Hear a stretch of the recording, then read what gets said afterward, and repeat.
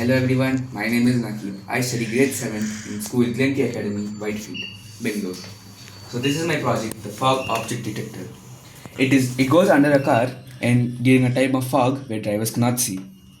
So as you can see, the green LED is on and it indicates that there is no object ahead. But if I keep my hand, the red LED and the buzzer will turn on and the servo motor will move, showing a braking mechanism. Also, the OLED will show object ahead. Now, moving on to my code. Here I name all the components. I give input or output respectively. Then I begin the OLED. Moving on, I give the trigger signal. Then the distance.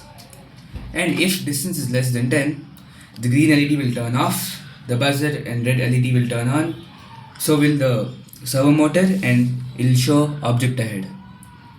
Then, if not, the green LED will go on, the buzzer and the red LED won't. The main objective of my project is that to prevent accidents and encourage better driving. Thank you.